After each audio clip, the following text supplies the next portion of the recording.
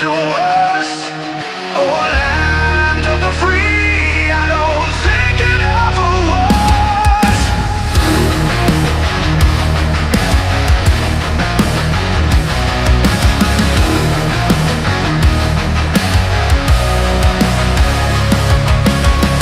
Homeless vets on the street, left to fend, while trillions are sent to wars with no end. Homeless vets on the street, left to fend, while trillions are sent to wars with no end. Politicians argue while we pay the price, caught in the crossfire of power and fight. They push their narrative, division, their goal. The left, the right, both playing their role in a world.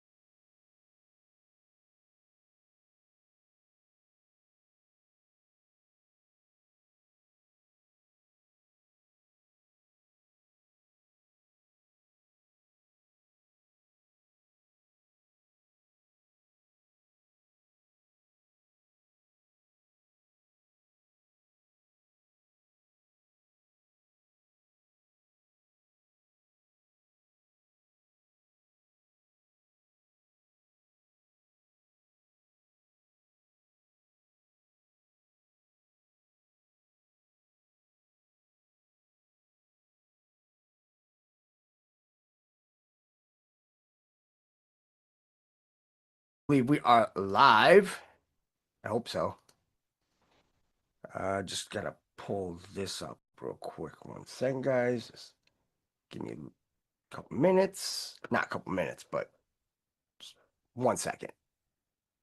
This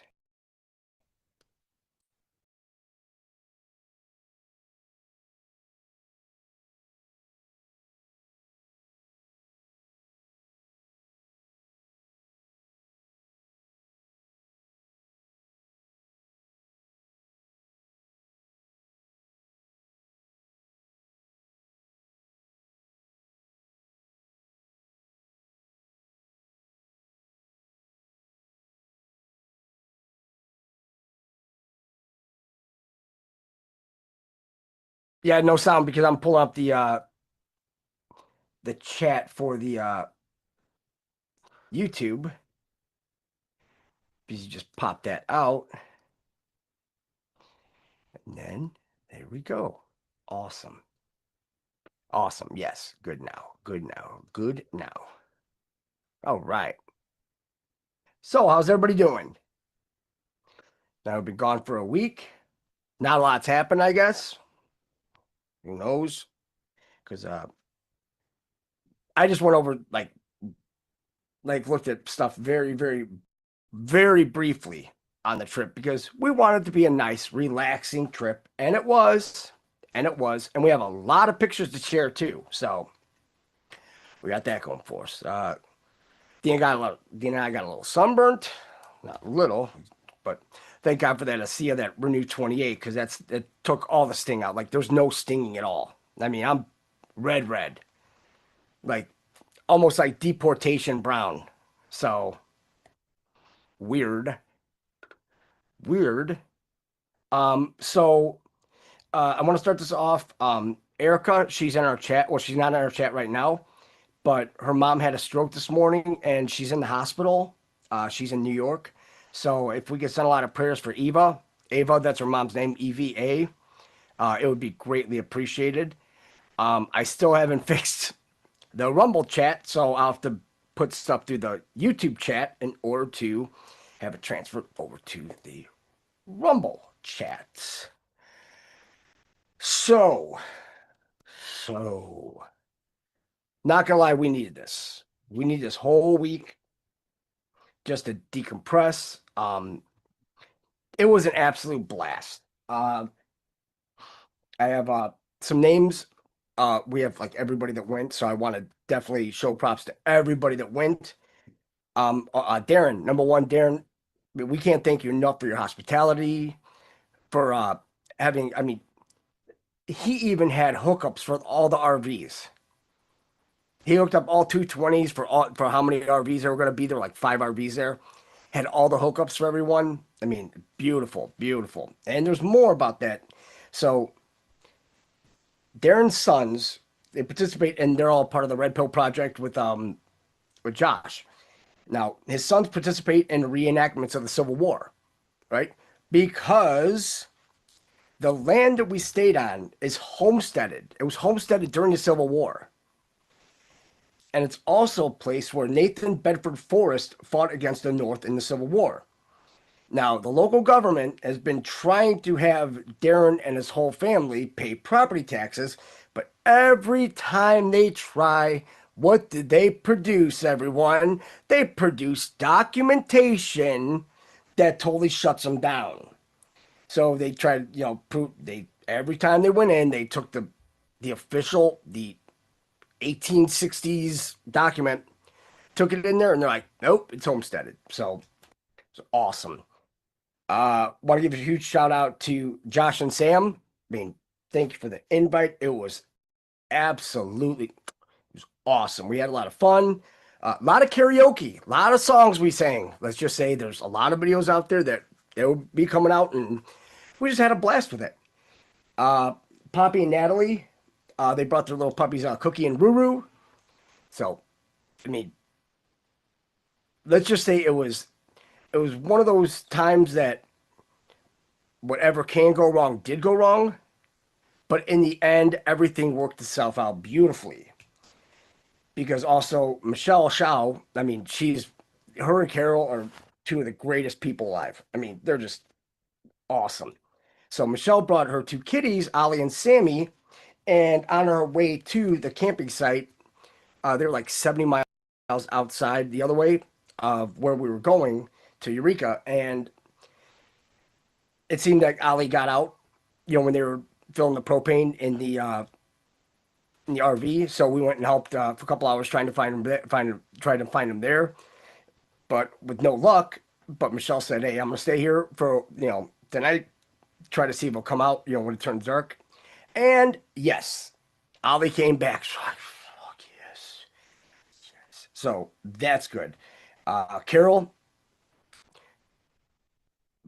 you know how I feel about Carol. I mean, Carol's salt of the earth. I mean, just a beautiful soul inside and out. Joey Kramer, man, this guy, Joey Kramer. I mean, everybody that went were just, I mean, it's how can you say it? You start realizing that when people talk about family and all that, and they think it's all blood, it's like, no, it's not. Family is basically the family that it's your tribe. It's everybody around you that treat you, if not as good as family, better than family, because we all come from different walks. Eureka, Missouri, and man, that don't area out there in just beautiful. Jeff Pittinger, he came out, chiropractor, listens to our show and everything. I mean, they're all great people. I mean, it's just Danny Bellini. Oh boy, Danny. He, I have it right here. He wrote a screenplay for a TV series, and he emailed it to me and all that, and seeing if I've never read a screenplay before, but he wanted to ask if we wanted to be a part of it, like a consultant. So I'm gonna go through it, and I mean that's to be a consultant in a TV show that it's called Starlight, and I have no idea it's got to be medical, but to actually be honored to actually read a screenplay and see what I think about it. Yeah, we're definitely gonna do that. Definitely. Um, Also, there's a Mega Nuke in the chat. He's in a lot of the Josh's chat. It's Ron and Marsha, just great people. And also, we go back to everything ended up shit, but then everything worked itself out. We had Michelle's and Marsha's RV. The last day, of course, we were wrapping everything up. What happens? Yeah, they both break down. So power twos. We know everything has to happen twice. And they finally got back on the road yesterday after having a starter and everything. It was just, yeah. We came in horrible humidity heat. Kathy Rennick, it finally cooled down. It finally cooled down here too. So once we left there, then it's same temperature here as it is in Eureka, Missouri, which is in the low 70s. John Huey and Atticus, his son's Atticus, great. I mean, great kid. I mean, everybody here, and he's a scout leader and all that, so he helps with the kids and everything. Great guy. Jeff and Melanie Aknouzi, I believe that's how it's pronounced. Uh, they're from Indiana as well, down by Indianapolis, and they showed up in a rig that I was just like, holy shit! This had the toy hauler inside. I mean,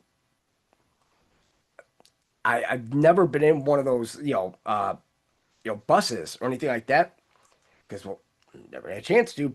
But when you see how they have these laid out, it's like, wow, that's some good shit. Uh, and and remember we had Terry Beatley on the show a couple of weeks ago.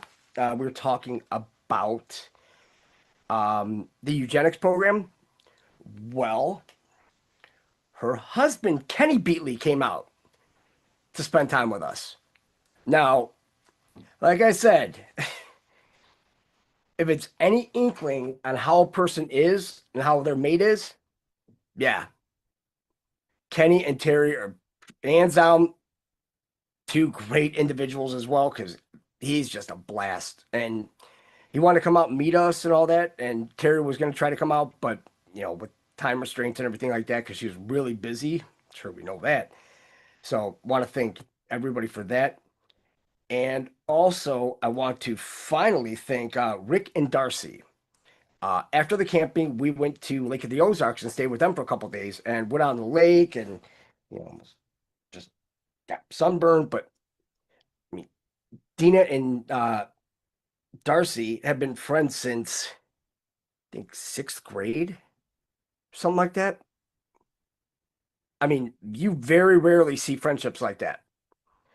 So it was nice to go down there with Dina's and Louis' birthday, being back to back the 24th to 25th. So that was actually really, really cool. Um, and we do have some pictures. I can flip through those. Like I said, today it's just gonna be one of those laid back days because we got in last night. We just took our time getting home, and it was like an all day trip. But we stopped off at like the Amish and checked out stuff there, and just kept it just nice. Because what are you gonna rush home for? What? We already said that we're gonna have our first show coming back today, and even then we were like, because sometimes you get after vacation you're like, oh man, I need a couple days to unwind from all this. So it was I mean, the camping trip was just unbelievable. But also I have some ideas, because we want to do this like once or twice a year. So I was thinking maybe we could get like people together to see if anybody wants to go like whitewater rafting. Something fun that we could all do. That and go camping. Do something that those that want to do stuff like that, we could actually, because I know if we're gonna go whitewater rafting, it'd be West Virginia, most definitely. The New and Gauley River, and I do know that because we stayed at campgrounds there before, a long time ago when we went rafting with all the guys at work, and I just think that maybe we should start doing stuff like that. All of us just coming together and just having like fun 4, 5, 6 days together and be a beautiful thing. Uh, let's see. Yeah. Let me see if I got some photos here because Dina did send a bunch of photos. So let's see this. Let's see. Inbox.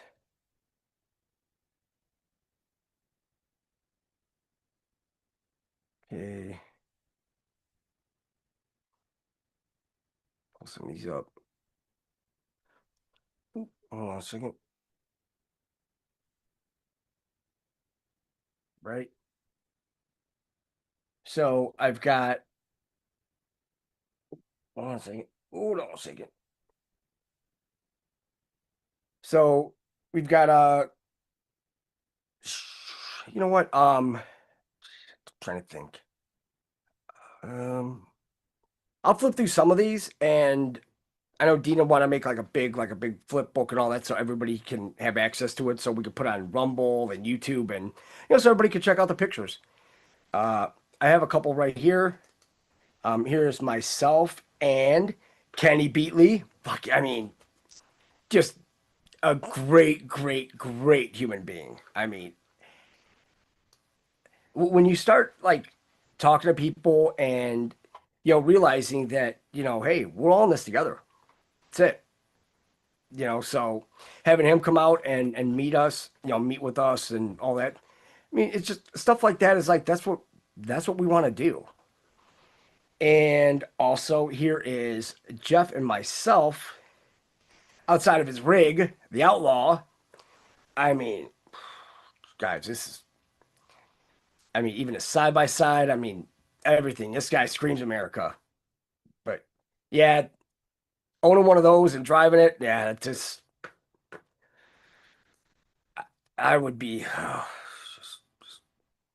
just one of those because for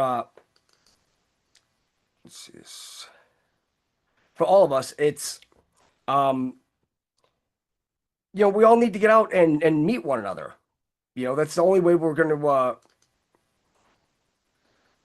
shit, hold on a second. I'll see you guys. Let's see this. Okay, I see what I got to do here. Bring all these out. Okay, and then oh my god, this yeah. So I'm going through one email. I'm just clicking them so we can bring them up and everything. Okay, we got that. Okay.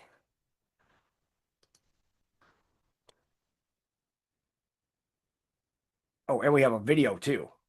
So let me go ahead and not get through, but go through some of the pictures so that we have this. Now, this is Carol, myself, and Kenny right here. Right here. Having a good old time. And let's see, here is Carol, Kenny, and the Queen D right here. This last day it started getting, cloudy and rainy the second last day we were there because we went swimming and then it started downpouring. So, but we didn't care. We still went. And also, guys, when she busted out this shirt, I'm like, I need one of these. We need one of these. Miss Natalie and her tank top that has the American flag and Bruce Poppy all over it. Absolutely love it. Michelle's in the background. We decided to go with this. I think it's Twin River. I think it's the Twin River, and it's like a tributary of the Missouri River and all that. So it was a lot of fun. And of course, it said no swimming because somebody died there in 2021, I believe, 22, something like that. But yeah, hold on. Let's see this. Let's see if this will come up real quick.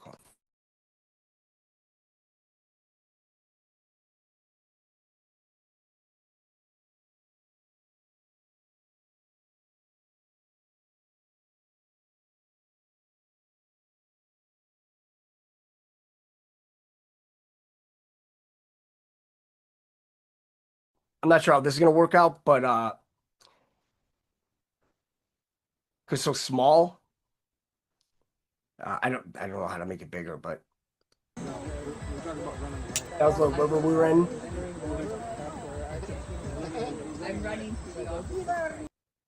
No, it was super cool. They had clams in there like this, massive. And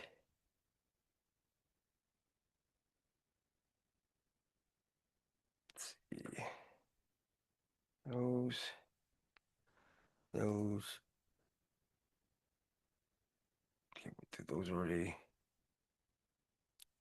Oh, here we go. Thank you, baby. Here we go. I believe this is a video of his whole yard, everything. I mean, the whole thing. Now, notice he has a late model over here, number 23. He raced, and my dad actually had a late model track for dirt tracks also, and his was number 7, which the irony is just impeccable.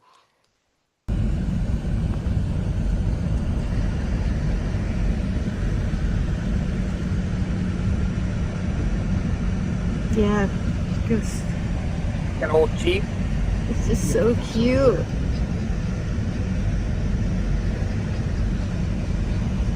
Beautiful out here.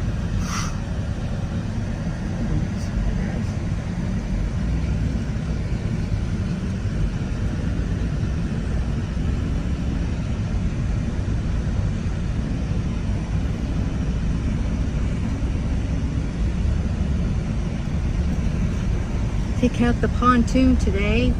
Yeah. Make sure you get us. Yeah, the water wheel. Yeah. This guy created all this for barrels. energy and all that. Just man's a genius. And the pontoon. Yep. So great.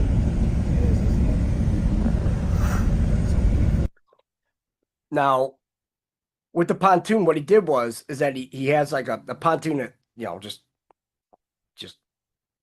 it's like one of those not a junk pontoon, but it's like, nobody wanted it. So he just put it in there and he ran a cable across the pond, right? So, and he has it built into the pontoon. So you just get on it, you unhook the cable, and you could pull yourself out to the middle of the pond and fish wherever. I mean, ingenious if you ask my opinion. And let's flip through some of these. Let's see, 3, 4.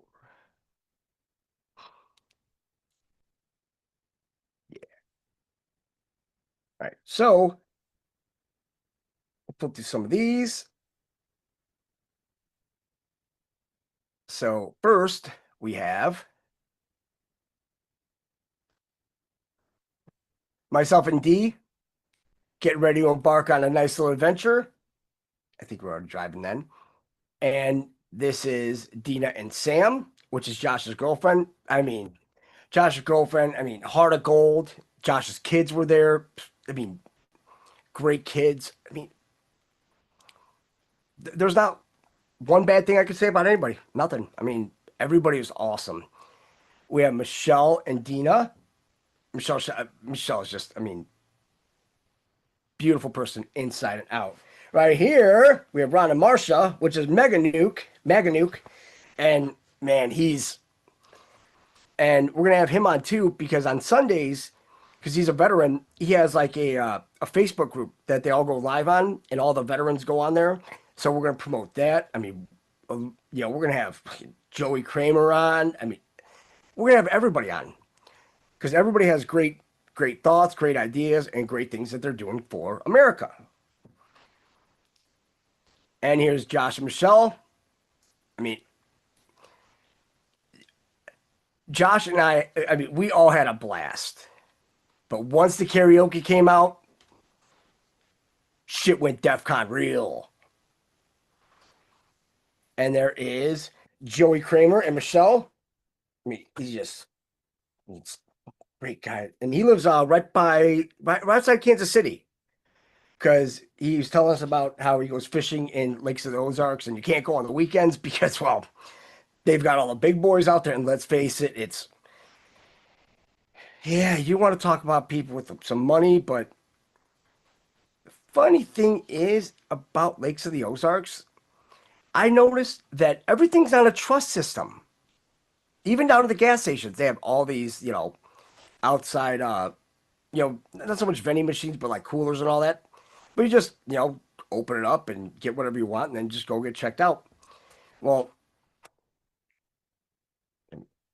my view on it, and people could say it's racist or not, but you're not going to have a lot of crime in an area like that because the makeup of the population around a lake is a majority white because, well, white people love water sports. I mean, that's a given, guys. Just, we're not saying anything bad or anything, but you're not going to have the riffraff coming into an area like that. I mean, the colleges, they come out for the bars and everything, but we don't do the bars. So, it's good. And this is Rick and Darcy. We went on a cave tour, the bridal cave tour, which was badass. Which I really don't think they know a lot. Well, they do, but yeah, I think a lot of this shit is just, let's just say, they're off on the years, like way off, and then that's just a repeat of those. Because when we went in this cave, they're saying, oh yeah, 1,000 years here, 1,500 years there, 10,000 years here. It's like, come on, really? I mean, don't, it's one of those where you're like, yeah, okay, I get it, but you really don't because it's not, because when they were talking about how long it takes for these stalagmites and stalactites to create, they're like, oh, sometimes it's like 30 years or sometimes it's quicker with the water that drips down, and they call them angel kisses. So when you get hit by any drops of water in a cave, it gives you 7 years luck. So let's just say that there was a lot of water dripping on all of us, so we're just hoping that we all have a lot of good luck. I think we do. And we have a lot more pictures too, because we're just getting them all rounded up from everybody on the trip. They have a big WhatsApp channel that they're sending all the videos and everything. Because we're going to show the videos of the karaoke, all of that. Because why not? We're out there to have fun. That's what we did. We just had fun. Some people like to, do karaoke and all that, but Poppy had 30,000 songs, and we ran into conundrum because it's like, okay, well, what do you pick? So yeah, of course it was Dina's birthday. So as a, I guess you could say, as any boyfriend, spouse, whatever would do, they would serenade that person. So we sang Van Halen's Jump. Well, I sang it, but there were a lot of collaborations between myself, Joey Kramer, and Josh. Now, Josh is an utter blast.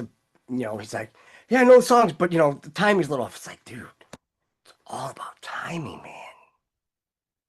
But, it's just, we just had laughs, and it was nice that, we only talked, shop for a little bit, and he told me some stuff, and I'm like, dude, I'm not going to remember this in 10 minutes. And guess what? I don't remember what he told me. So, because he said he was on calls and everything like that. So it's man, but just a great time. Great people, great time. So now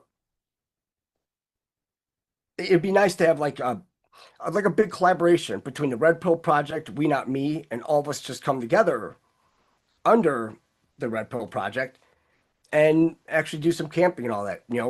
It's like you want to keep it small because you don't want to have hundreds of people out there because then you're gonna have just a nightmare.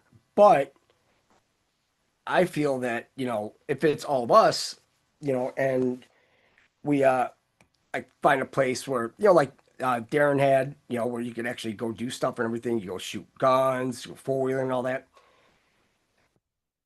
And it's just an utter blast. And also on his property, guys. Oh, so let me see. I just want to see. Oh, oh shit. Here's some more pictures I got right here. Hold on a second. So here is Louie, Cookie, and Rue. And this is inside Bruce and Natalie's camper. Just a blast. Tara, we were in Eureka, Missouri, and then we went to the Lake of the Ozarks after that. So it was, Missouri's so beautiful. Because when we went from the camping to, let's see, back to, I just want to make sure I got all these pictures up real quick. So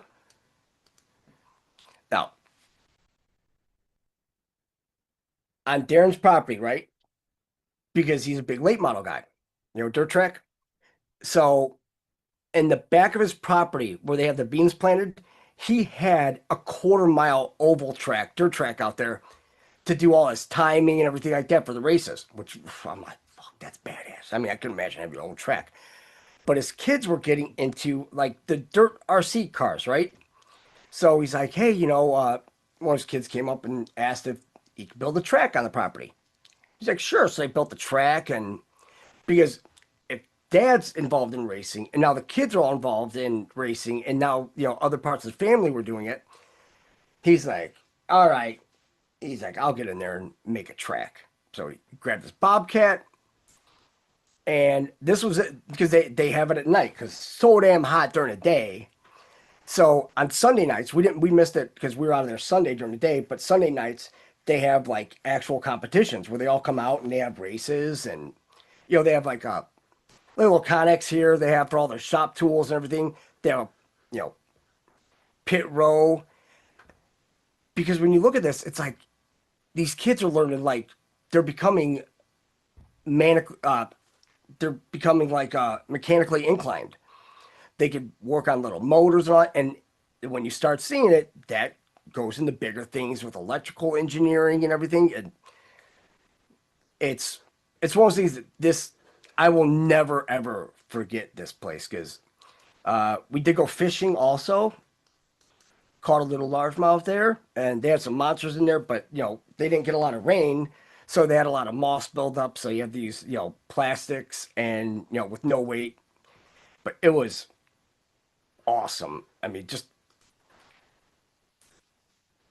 utterly awesome. And also, here is, because I know I have more picture of the track that when we'll get more and we'll have more up for Sunday. And here's the track. I mean, it was massive. I mean, they put up light posts, everything. This is all for RC cars. So I was like, man, this is just, it's, I mean, you could literally do anything you want there because you have access to everything. He had indoor facilities for bathroom. Um, I kind of took a stab at cooking popcorn with a popper that Dina got for her birthday. And needless to say, I kind of fucked that up because the fire was just too damn hot. Uh, I was a little, you know, little, and yeah, it was definitely a good time. I mean, next year, I mean, we're gonna have a lot more fun too next year. So everybody, just we'll start, doing stuff like this and try to get something together that all of us can go on, like a trip. Uh, like once, twice a year, something like that. People can go and just we can meet all one another. Yeah, Randy. Sold my dirt track late model in 2017 after breaking my neck at a rocket chassis. Yeah, my dad had like all this stuff, but wanted me to get into it. I'm like, hell no, because that's why I was working. And needless to say, I, I'm not that smart of a man. Well, not smart of a man then, but I knew that there was a lot of strife between mom and dad in this car because of the money it costs to run something like this. But dad wanted to do it, and they did it, and they blew the engine. My dad wasn't there, so yeah. Let's just say I don't want any part of that. It's one of those things that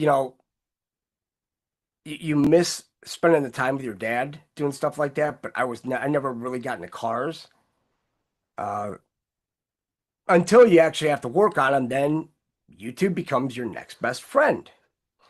Let's see, Dina did some more photos. So, oh, is this the video? Yeah. Let's see. Let's see. Let's see if I can pull this out real quick.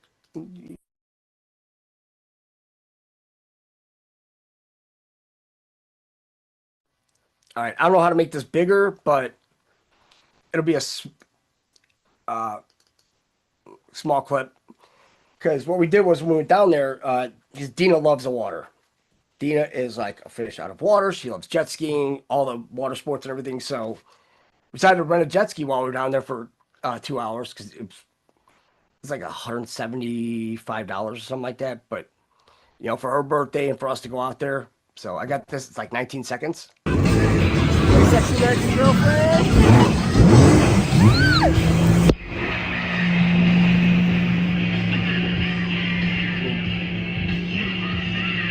Everything was perfect. I mean, the weather just.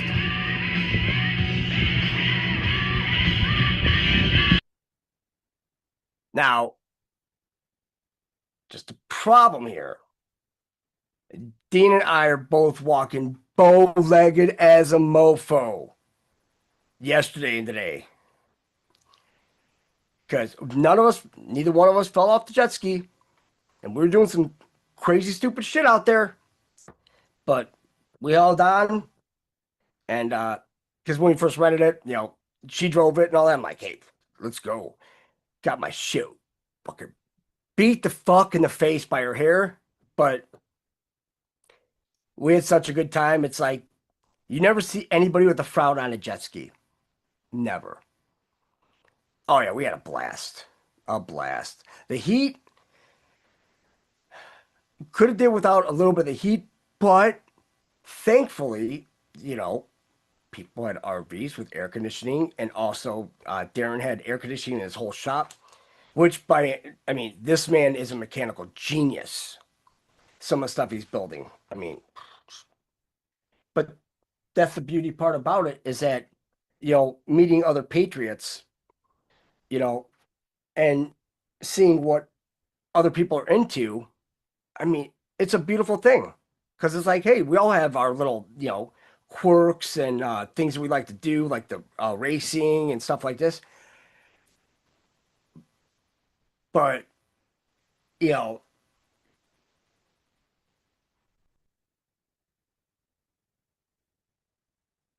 it's stuff that, all of us have been into, we've all been into stuff like that one time or another throughout our whole life, even racing with, kids with their RC cars. And if you're a big kid, you could have a big RC cars. You go out there and have some fun. And yeah, it's just, I mean, we're all kids at heart. That's the one thing about Gen Xers. I mean, we are all kids at heart because we know how it was to grow up as a kid and see how everything for the kids nowadays, it's shit. It's like everything's handed to them technologically. They're not allowed to have any, any imagination, anything to build off of. They just don't, and that's really sad. Um, Plus, I have some recordings that we took that I have to go over, and 'cause, of course, we were coming up with some stuff overnight when we were over there. Because, you get a little smoked up, and then you start coming up with some crazy ass ideas. But I think tomorrow is going to be a massive day because it seems that August 1st, August 1st, August 1st, right? So that's like, D-Day for everything, right? Because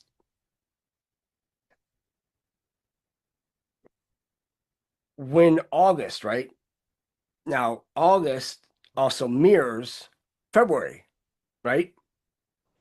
Well, when you have the done in 30, and then you have the 28 like minute countdown. Well, there's 28 days in February. So now should we look at, if we look at like August having 28 days, right? Well, 2 plus 8 is 10. August is the 8th month. That's an 8. But remember, August does start with an A.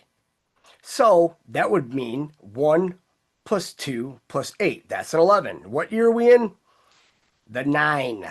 Another 9/11. Did I do any shooting? No, I did not. Too busy. I mean, we just did so much stuff. I mean, and some of it was just too damn hot to just be outside. Like very, very, very ball sweating hot. But when it comes down to this August 1st date, right? The same day that King Ferdinand and Queen Isabella drove the Jews out of Spain. Also, that was in 1492. But in 1776, what happened on that day? Now, we talk about the Declaration of Independence and everything, how they read it. Well, it's nice that you read it.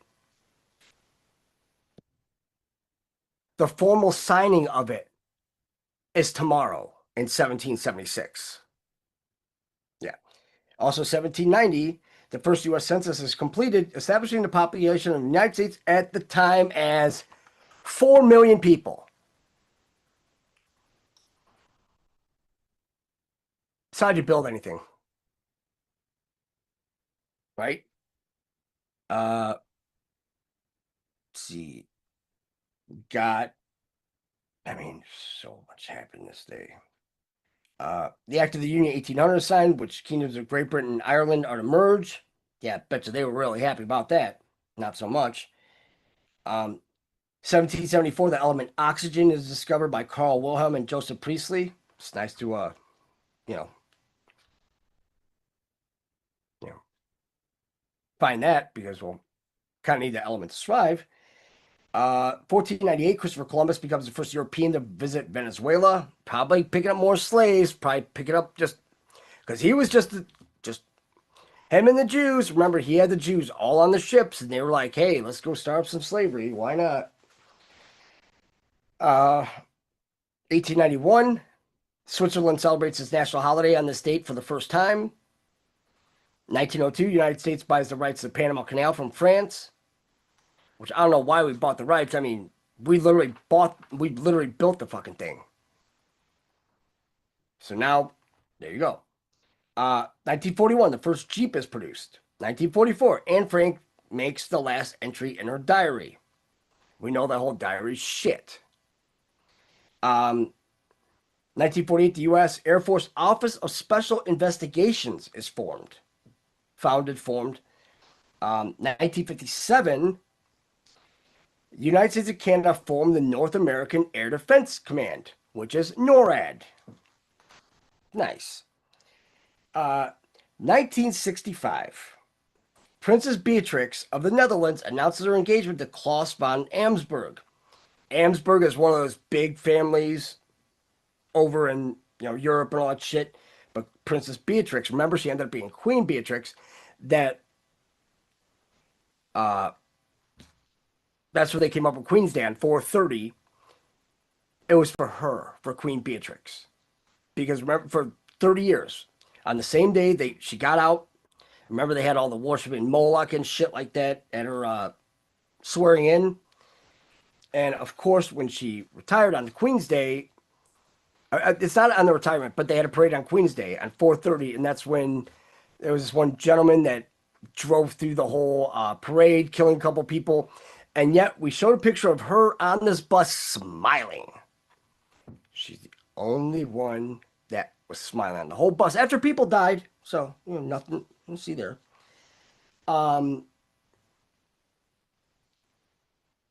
1981, August 1st. That's when the first video came out on MTV. Video Killed the Radio Star by the Buggles. Nice. 1994, Michael Jackson and Lisa Marie Presley confirmed rumors that they had married 11 weeks earlier. There's another 11. And also, how much is in a week? 7 days. That's 77 days. 2001. Now you see why Roy Moore, they wanted Roy Moore out of their bed in Alabama. Alabama Supreme Court Chief Justice Roy Moore had a 2.5-ton Ten Commandments monument installed in the rotunda of the Judiciary Building, leading to a lawsuit to have it removed at his own removal from office. So you had Roy Moore removed because he had a 2.5-ton, that's a 7, 10 Commandments. So you have 10, right? And it's 2.5 tons. 2 plus 5 plus 10 is. Yep. And a lawsuit to have the 10 Commandments removed and him removed from office.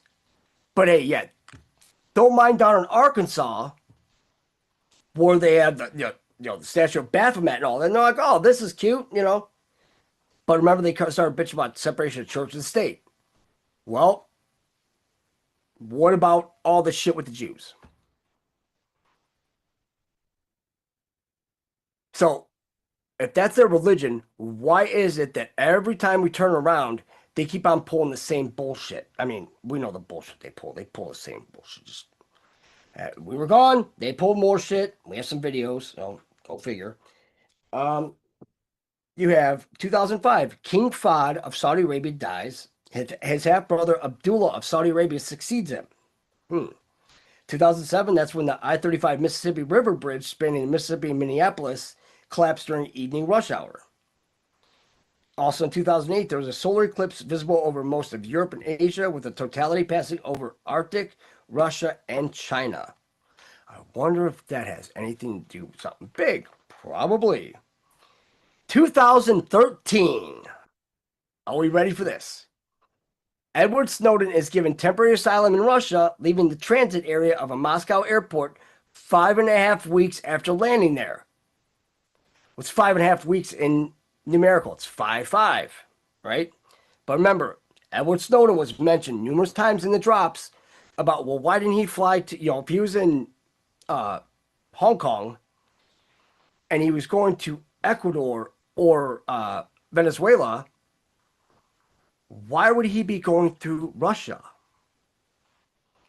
Because it's the only way to get to where you're going. Because there's no direct flights from Hong Kong to Ecuador or Venezuela. Because there has to be a stop. Because when you pull up all the flights from from Hong Kong to Ecuador, we have them all pulled up, and we went over them in a previous show. There are no direct flights, because why would you go from Hong Kong to JFK International Airport in DC, New York, whichever one,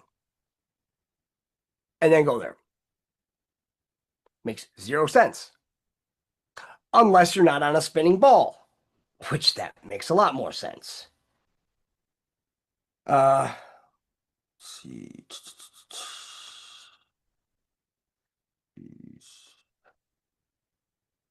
And it's statehood day for Colorado as well.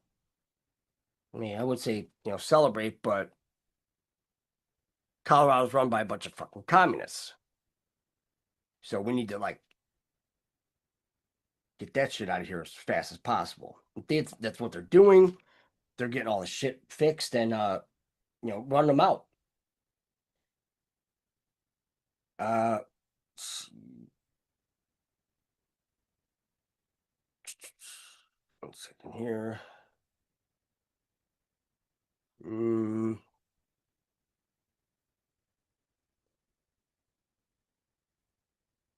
1946, the Japanese Federation of Trade Unions is formed.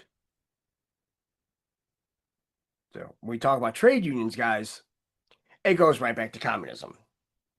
Always back to communism. Let's see. I think that's it for this day.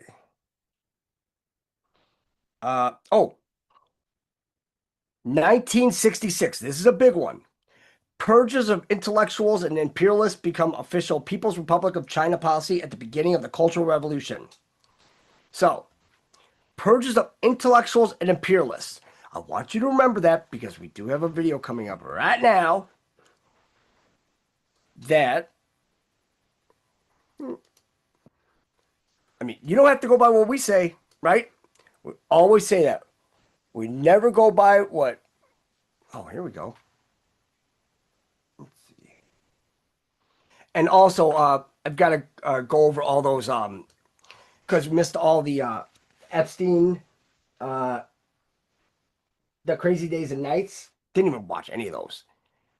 So, I mean, we have a lot to catch up on. But the beauty thing is that we do have the time. Oh, God. Oh.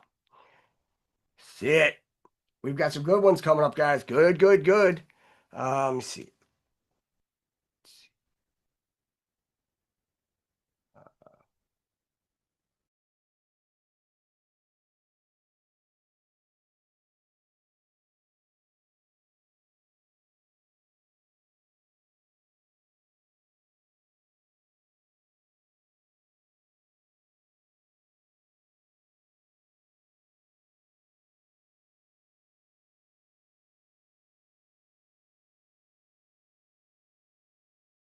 All right, so this one is long. So I just put it in the YouTube chat, and then that'll get transferred over to the Rumble chat. This one's like an hour 6. Well, it's an hour 16 long, but it's by that Simone and Malcolm Collins. I know we saw him before. Jews will replace you, but why? Right, over an hour long. When you feel free to watch it, and like I said, we're gonna watch it too, and take a bunch of notes on it. But the why, right? Well, why do you think? Right? If you look at all the data from all of the shots, right? Why is it that Israel was the only country, nation state, cheaters, that their population spiked when all the other countries, everybody's population just spiraled out of control? Right? Mhm. Let's see. 1 second here. Organizations such Okay, that one. Oh,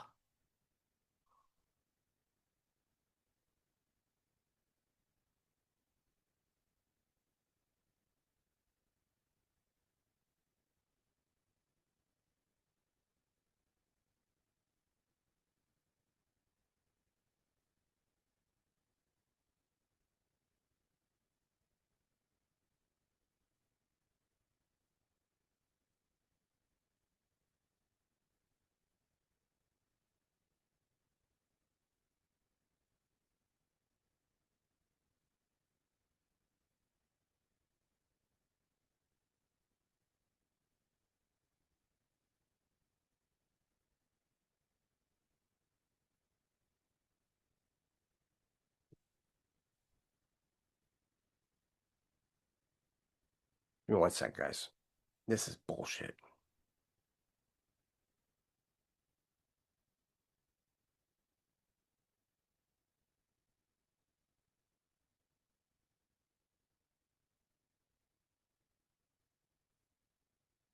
Sorry, guys. Just mm, mm.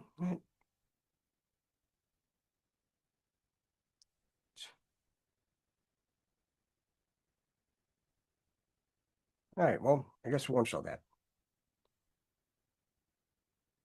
It seems that they threw Shameless Spurg off of YouTube.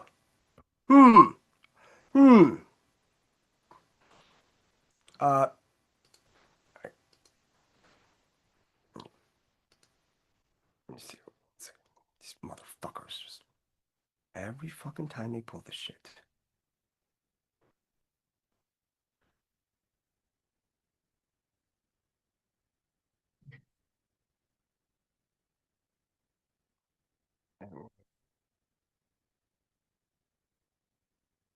Mobilized activist.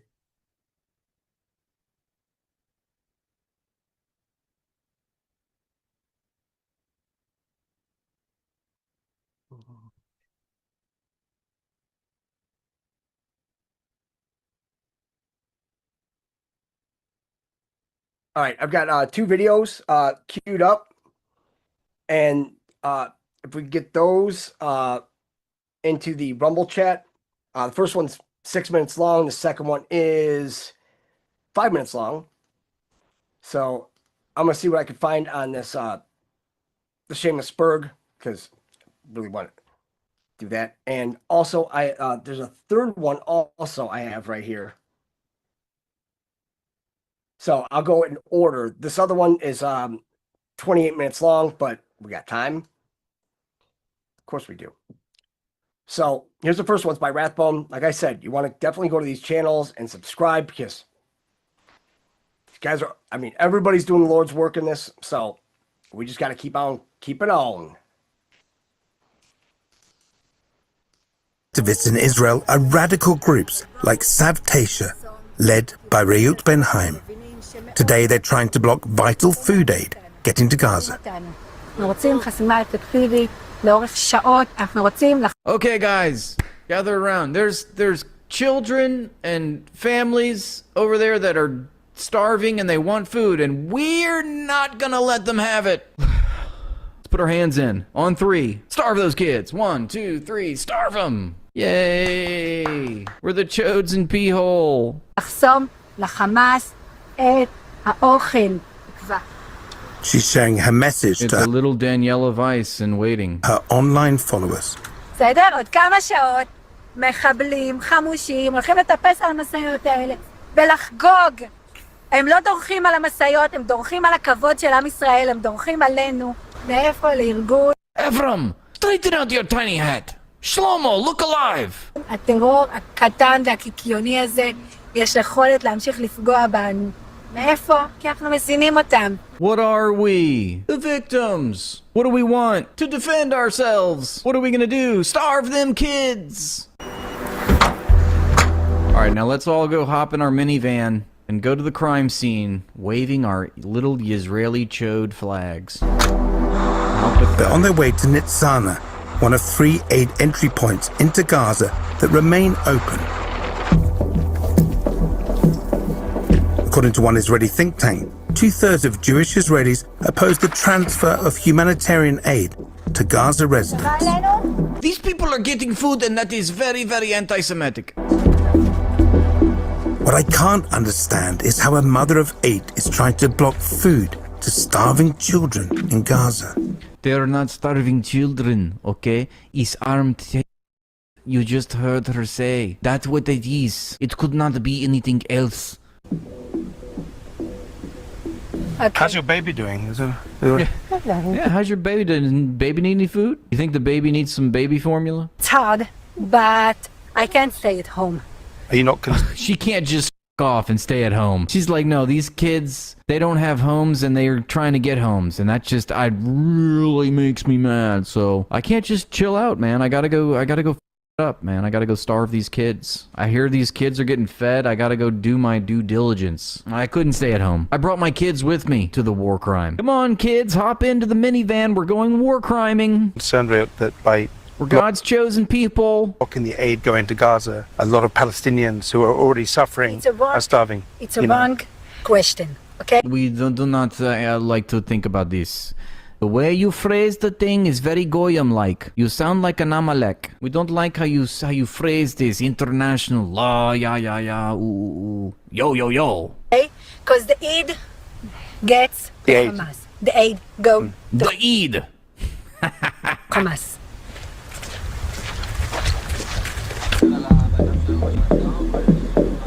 We hit a roadblock with the border police.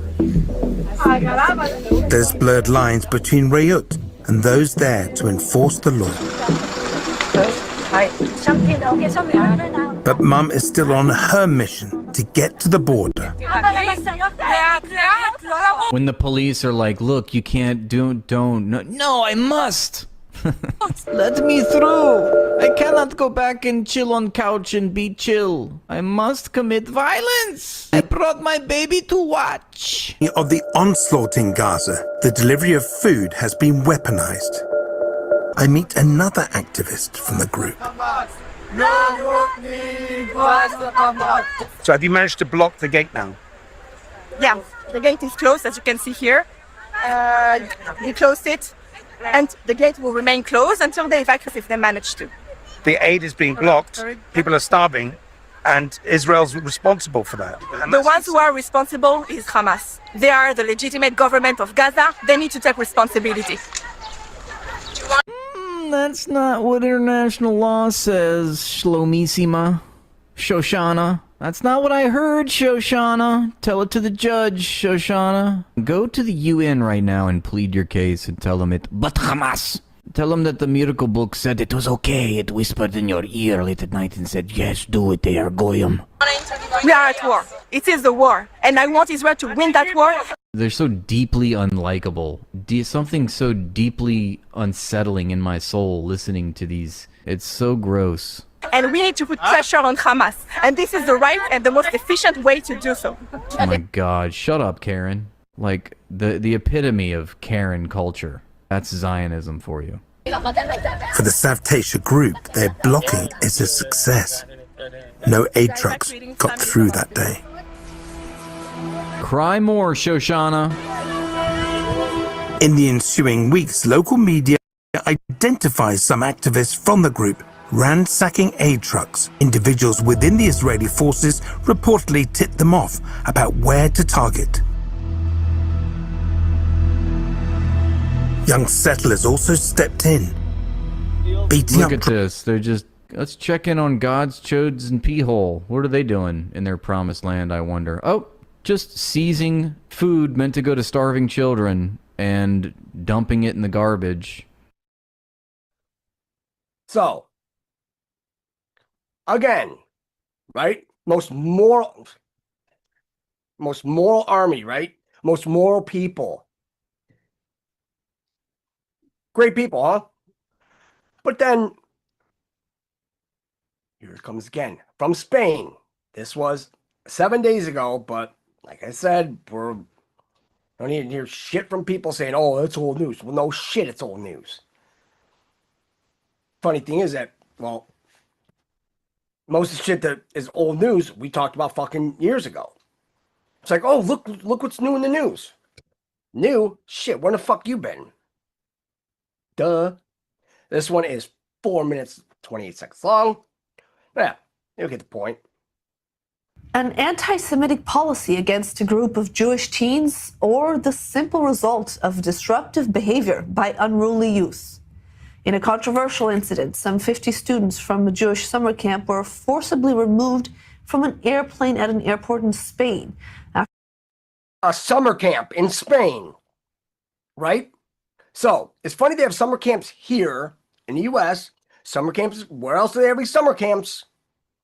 What are they doing at these summer camps, right? They're loudly singing Hebrew songs aboard the plane.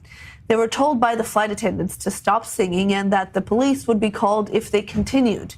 Video from the scene shows police handcuffing a woman, supposedly the camp director, held down to the ground. Witnesses say staff called Israel a terrorist state and made incendiary comments to the kids. The airline, Vueling, says that the teens were engaged in, quote, highly disruptive behavior and adopted a very confrontational attitude, putting at risk the safe conduct of the flight. And for more, we are joined by Simone Roden-Benzaken, Managing Director of the American Jewish Committee in Europe. Thank you so much for joining us this evening. You have been looking into this incident. What more can you tell us about what actually happened, and what do you make of the story? So listen, the reports are, frankly, they're conflicting reports. There is the Vueling version, but there are also passengers on the flight, including some of the kids themselves and the family. So, explain to me why you have a managing director of the American Jewish Committee in Europe. Huh? Who don't speak of an anti-Semitic motive. They all speak of the fact that Vueling was indeed probably reacting pretty harshly. That the police, without any doubt, overreacted. And then on the other hand, as you mentioned, there are those who say that there have been anti-Semitic or possibly anti-Semitic comments. So it's not yet entirely clear. What it does seem clear, though, is that in any case, the company reacted and the police reacted very, very harshly. Let's not forget, these are 50 kids. That's what we're talking about. People, young people between 10 to 14 years old, who were taken out of the plane, even if they were singing, even if they were shouting. I mean, this is what adolescents, usually teenagers. No. When you're on a plane, you're acting like this, fuck them. Because if you notice, when you're on a plane, everybody's locked, loaded, everybody's sitting in, you know, just mind your own business, let them fly the plane. But no, because they have to start shit. So, oh my God, there's anti-Semitism, so they're going to go after the airline. It's all the same bullshit with them. I'm just so fired about the whole Shamusburg deal. Not even fucking kidding. I'm fucking pissed. Usually do. And then having to see the pictures that you're now showing, their camp director being handcuffed on the ground is frankly pretty traumatic. Now, what I do believe, though, is to some extent, what is symptomatic is the reaction that we're all having. I wanted to ask you about how the response has been, in particular from European Jews online, especially because this is really going quite viral. Yeah, and I think you're absolutely right. This is really the key question, because why is this going viral? It's because Jews over the past 23 months, since October 7th in particular, have been under such assault, have been basically witnessing every single day an anti-Semitic incident here, students in universities, demonstrations, anti-Semitic comments online by influencers. Over the last few few days, even yesterday, where there was an anti-Semitic incident in Nice. Of course, the incident where Israelis could not go off a cruise ship in Greece. It's been so constant that people within the Jewish community just assume right away that it's anti-Semitic. And obviously it also reflects the worry of so many Jews and so many Jewish families over the past few weeks who were afraid to send their kids to Jewish day camps and weekly camps. I myself, I'm a mother. I have two of my kids who went on camp. Of course, I have been wondering about their security and about what this potentially means. So I think this is really the real issue, is that what it reflects in the state of mind of Jewish communities across Europe. All right, Simone Rodin Benzaken, thank you so much for joining us this evening and breaking this down for us. Thank you very much. Move now to the border. Yeah. Yeah, I don't know what would cause this. It's all anti-Semitism and all this shit. It's just, you know what, lady, and that's what pisses me off, that Shameless Bird came out with, I mean, like, videos with them saying that the Jews are the ones that came up with communism. I mean, but yet they just got rid of his whole page. So now I told Dina, it's like, yeah, we're gonna contact him through X and see about having him on. You know, because honestly, if you're just gonna keep on calling us racist and anti-Semitic, well, guess what? We're just gonna have to fit that bill, aren't we? Because it's not like we're saying, hey, all the blacks or anything like that. It's like, no, there are those token ones that are fucking complete shitheads that fucking ruin everything for everyone else. It's just like all the illegals. They're gonna say, oh, they're no, they're not migrants, they're illegal aliens. Now think about day camps, right? Now think about day camps in a communist way. Like, I don't know, the ones that you know, they would go to Cuba to do. But now they have all these camps in America. They have them over in Spain. And now they wouldn't even let the fucking kikes off of a cruise ship in Greece because they're like, nope, we don't want any of you fuckers in our country. They're just done. People are just done with it. They're tired of being told of their anti-Semitism and shit like this. Like, you guys are the biggest fucking liars of them all. And we're just tired of it. You know, when are we going to stand up and say, you know what, you guys want to get rid of all the white people? Okay, cool. Cool. We're just going to eradicate all the fucking Jews. How's that sound? Oh, it doesn't sound too good now, does it? Well, let's make it fucking happen. But, like I said, it's not up to us. It's up to God. And he knows they're all fucking shitbags. I mean, we went over all the videos that, you know, with all the Jew bullshit, the toothbrush and the lights and all this. It's like, if you guys are so, like, religious and everything like that, wouldn't you want to, like, appease your God and not, like, circumvent ways around him? Just a thought. I don't know. So here's the next video we have. It's 28 minutes long, but it's Christian woman exposes Israel's land seizure tactics.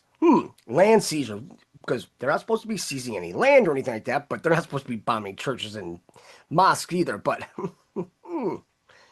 it seems that they have carte blanche to do anything and everything. Well, if you give them enough rope, they're going to end up hanging themselves, and that's what they're letting them do. Because now all these people are saying, oh, well, you know, the IDF, and well, and that was in that video too. That's what pisses me off. Fuck. So we'll let this one play, and we have more. So, just.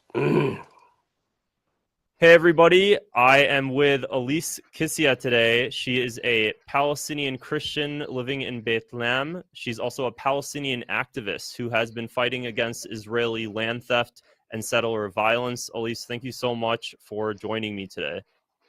You're welcome. It's a privilege to be here with you on this stage. Thank you. You've been doing a lot of great work, especially over the past year, as you've been dealing with land theft against your own family's land. I'd love if you could just tell me a little bit about what you've been dealing with over the past couple of years, especially. Sure.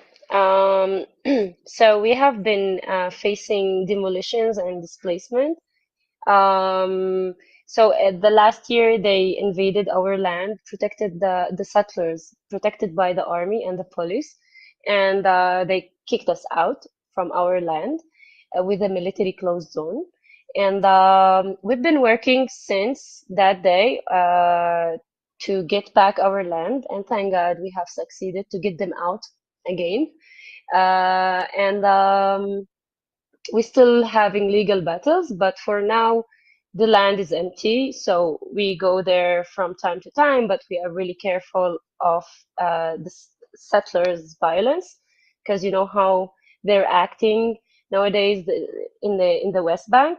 They're killing, they're burning, they are trying to harass anyone or trying to do anything to cause damage to Palestinians and people around the West Bank.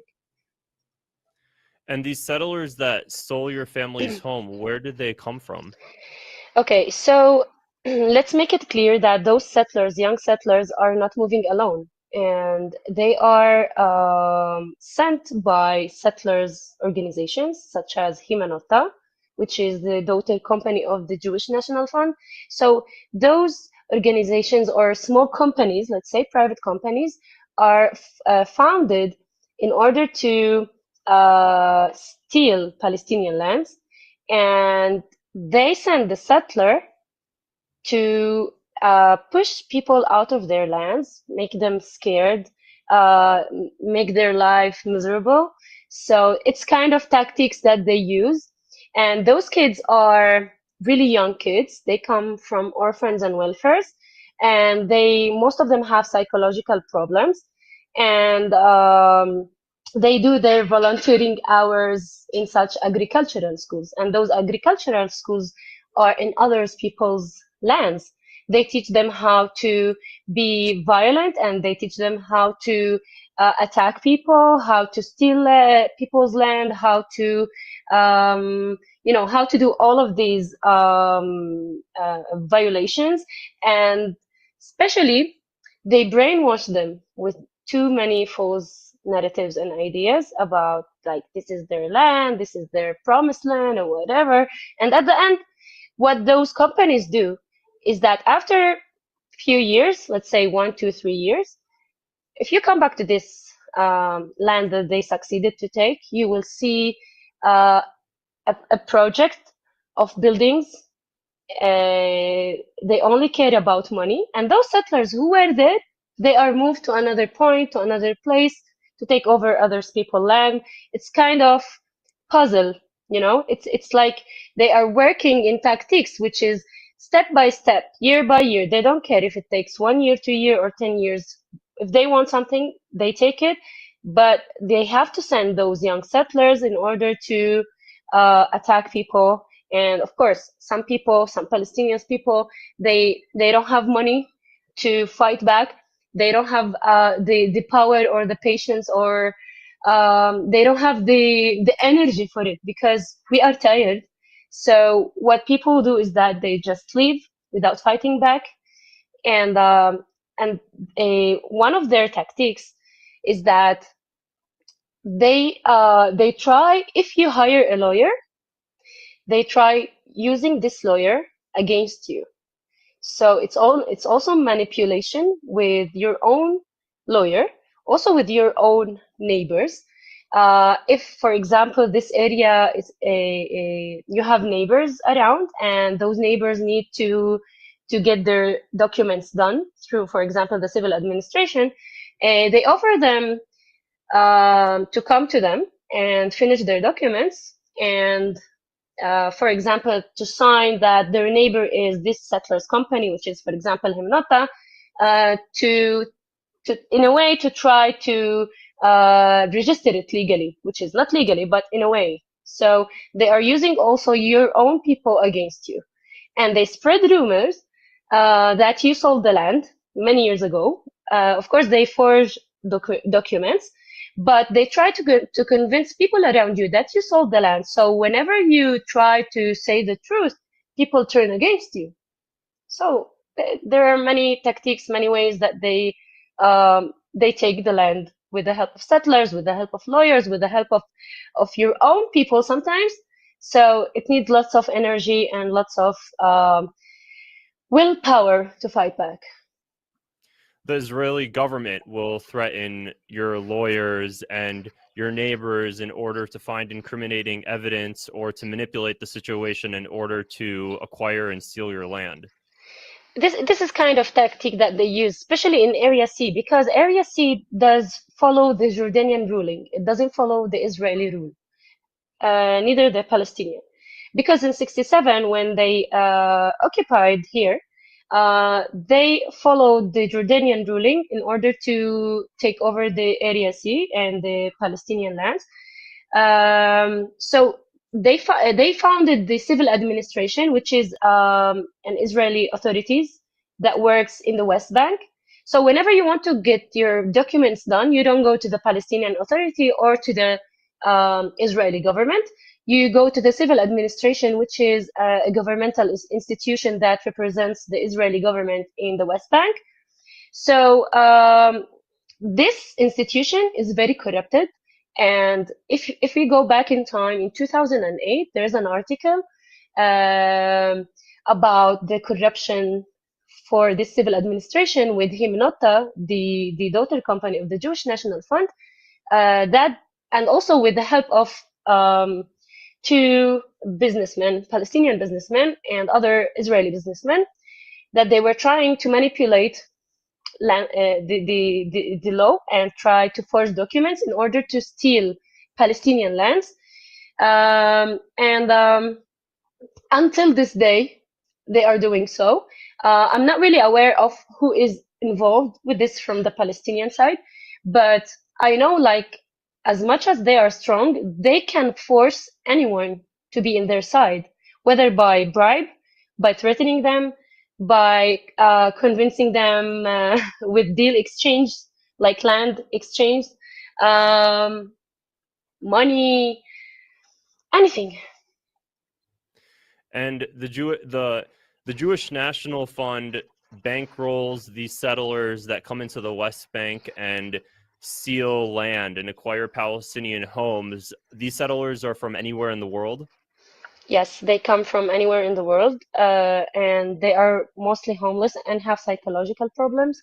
Like one of their ways to deal with those kids is that if they don't do their volunteering hours in those agricultural schools, they don't get paid at the end of the month, and they don't get their medicine or whatever they need in medical, products or whatever. So it's also kind of child abuse. So they are involved in many things, not only land thefts, not only bribes, not only threats, also they are using their own kids for this dirty work. And they fund it. And they fund the entire thing. Do these settlers that come into the West Bank and steal Palestinian homes, do they have jobs? It's kind of their job is to harass people. So, for example, like Lior Tal, the settler that we fought in Al Makhrur and we kicked him. He comes from Argentina. A guy like him that has nothing to do in Israel, how would he has built a farm that costs thousands, hundreds of dollars, and he's coming from abroad and he has nothing? Of course, he's funded by those companies, but he's a puppet at the end. He moves according to the game, to their game, and at the end, he will be removed this easily after the project is done, because the project that they are building or they want to build after years, it brings them millions and millions of dollars after brainwashing people abroad that this is the Israeli lands, this is our ancestors' land, and come buy an apartment with $3 million. Like, prices are really crazy.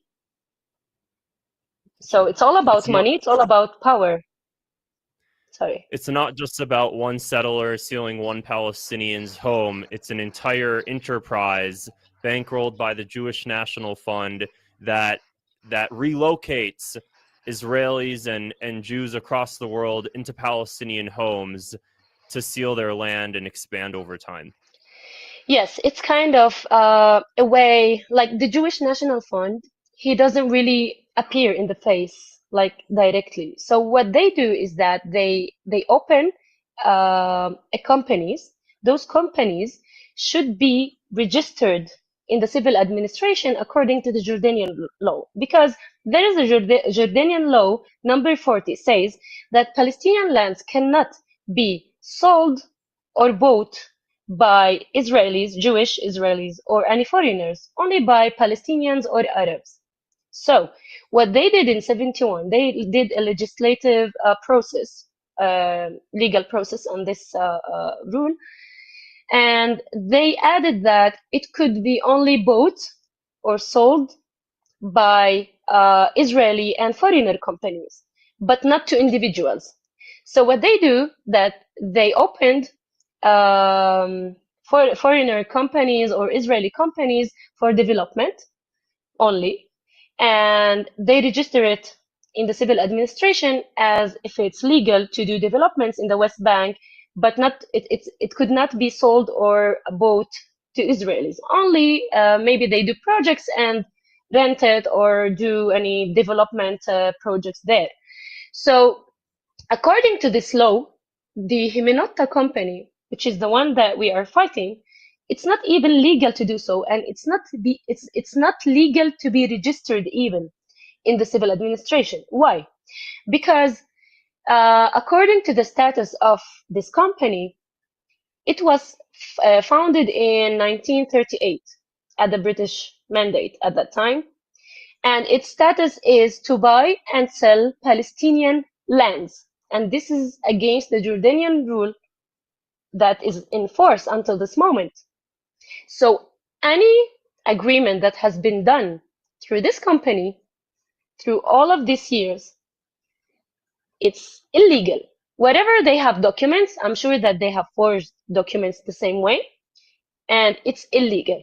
And I'm sure that there are hundreds of companies that they are working in the same way, and they are not even registered as legal companies to do so. And all of these agreements are just a lie, and people are not really aware, or they don't have a legal background, or they don't search because normally Palestinians, they hire lawyers, and those lawyers, they represent them in the Israeli courts or Israeli institutions. And if the civil administration and those settlers organizations want this land so badly, they turn this lawyer against people, their own people. So what he does is that he looks like he's working the first few months, and after 1 year, 2 years, you will lose the case, and he will flip the case upside down, and it will look like you lost it because you have nothing. And he will not look for the legal list of companies that are registered in the civil administration. He will not look for the company or the status of the company if it's originally legal to be even registered in the civil administration. That's why we have civil administration in Area C. Because we cannot go to the, for example, the Israeli authorities to register our land, or to the Palestinian in Area C. So we will go to the civil administration. And this civil administration is one of the most corrupted institutions in the government. And the civil administration is the only option you have in order to use the legal system in some way to get back your property and your home. Yes, or whether through the civil administration or through the courts. But they have kind of rules before you go to court, you have to have a process with the civil administration. And this process that you might have with the civil administration might take years and years. Like, for example, Nassar family. They have been dealing with the civil administration for 30 years. So they can keep you going and coming and asking for documents and then postponing, and then it takes forever. Because what? Because maybe the lawyers also are not really aware of the importance of the Jordanian rules that we have here. And for example, sometimes, because we have archive here, the archive of the state of Israel, they took copy of the Jordanian archive, okay? And this Jordanian archive has all the agreements, the legal agreements that has been done in Area C in 67, in the Palestinian areas in 67, when they invaded, when they occupied here. The Jordanian gave the Israeli a copy of all of the registered agreements. They recorded with a microfilm at that time. So they recorded all of the registered agreements, and the empty pages, they didn't record it because it's empty. So, for example, Himnota, they said that our land registration, like the Tabo, is in the archive. So when we went to search into the archive of the state, we found it empty. Why? Because, for example, Beit Jala has archive 200 pages, okay? And out of 200 pages, there are 44 agreements that are legally registered, and there's 156 pages are empty, okay? So the empty pages, the Israeli archive does not have it, and it's empty. So what they did is that they went. Also, isn't it amusing that the Palestinians had to go to attorneys, right, to do all this? And the attorneys just pretty much, just let it slide to the wayside? Who are the attorneys, guys? Again. After the 44 pages, and they started to fill out the blanks as if it's in the archive of the state, originally in Jordan. And when people want to go to Jordan through lawyers, those lawyers are connected to the civil administration, and they don't move without any permission. And if they want to go to the Jordanian archive, they bluff or they deceive the people that they got this document, for example, from the archive, but in the fact, they got it from the civil administration in order to prove their claims. You got me? Yeah. Yani, they don't go to the Jordanian archive anyway. They just follow the orders of the civil administration as if they went to the archive of the Jordanian archive.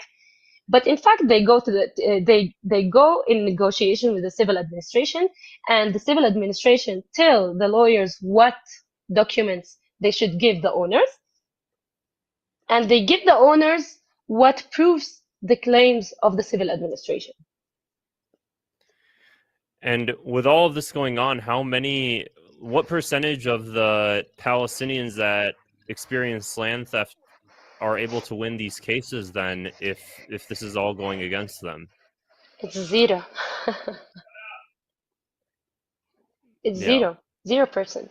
Like, there's no chance. Whether because See, even if it's your land, you've had it for fucking hundreds of years. What happens? Oh, they just take it. Now think about everything going on here. Now you have squatters' rights, right? How they just go in your house and they just take it, and then who fights it? Oh, the attorneys. They're one and the same, guys. It's always them. Here's are they deceiving, they're not working, and you pay them hundreds of thousands of shekels, and you have no work, and they put all the pressure on you. For example, my dad, they stopped his permission to work in Jerusalem because they know he can bring an income to continue this battle, but they stopped it. This is also a way to fight people. And also they put pressure by your neighbors, by the people around you. They spread rumors. For example, I have another case, me and my mom, they accused me of hitting a soldier, and they try to put our power and focus on another cases in order not to keep fighting this case,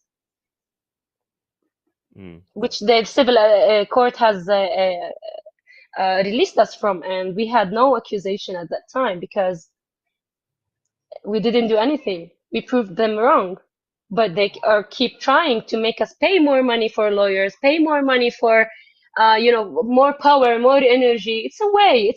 It's really tiring, but we have to do it. And this case against you and your mom, one day they just sent a document saying that you have to go to court because you hit a lawyer, and they just completely fabricated the story. Okay, so in 29th of November, we had an event where we planted trees because they uprooted around 40 trees from our land. So we invited people to plant a tree, and it was all documented, like it was all on a video. When we went into the land, they came and they jumped from the gate, and there was the Rosenthal, Yaron Rosenthal. He's the head of the settlements in Gush Etzion, and that time there was the minister of the settlements, I think and she was at that time there. So in the settlement, the new settlement that the Smotrich established. So when they heard that we are in the land, they sent all of the little settlers to harass us. And then the head of the settlements, Yaron, he told the police to arrest us for nothing. And then they tried to accuse us for 10 accusations, like we ran over a soldier, we hit him, we got into a closed military zone, and blah, blah, blah, whatever. So we were jailed, and the next day we had court, and we showed the judge the original video. They took our video, our phones at that time. They didn't take anything. They didn't investigate us in a way that we proved them wrong. No, they told us that you are going straight to the jail even before the investigation. So the court has how we say برأتنا acquitted us. ايش هي الكلمة؟ acquitted.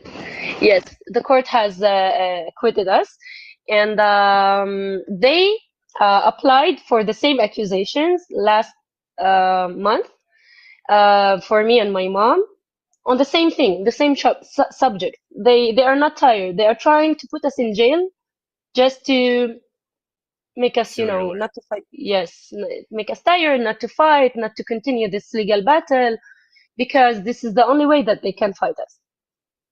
They try.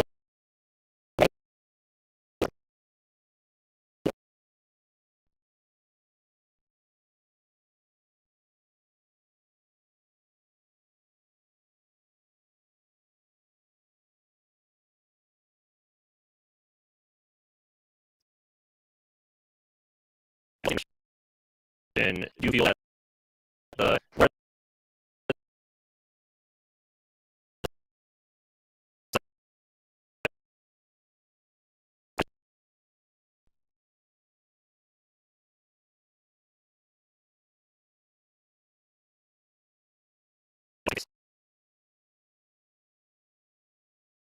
bank, like we can see even now, they're attacking Christian villages. So they don't care about your religion.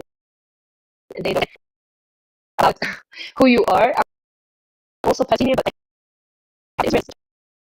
So we like, those relations have a land in their mind. They can even kill people. They want what they want. So it's not really words about Muslims. It's not even about the Muslim. It's about the project. Like, this is what they care for. And your home, I started one day with just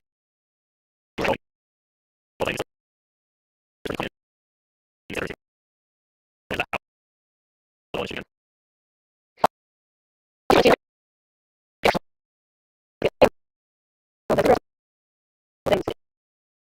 Ukraine.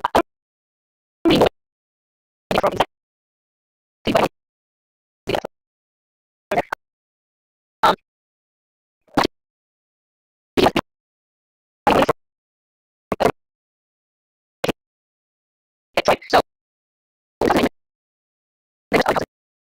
residents, they go to that.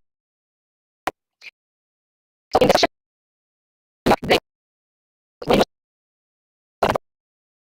everything, and they said,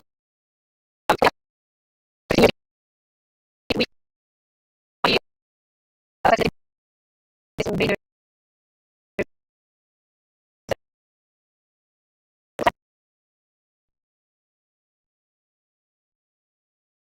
About our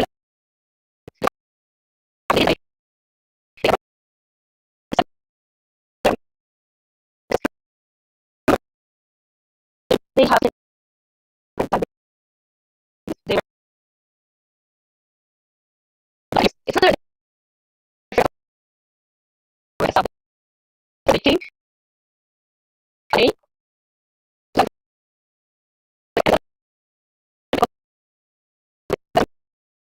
Everything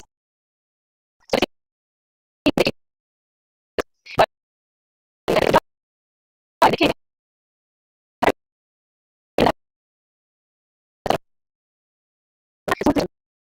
All of stuff. They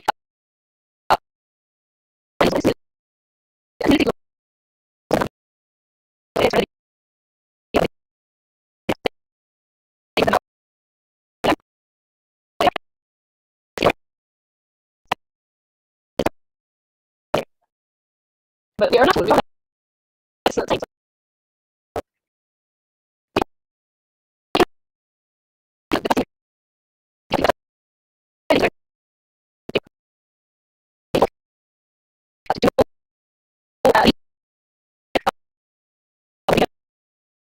Because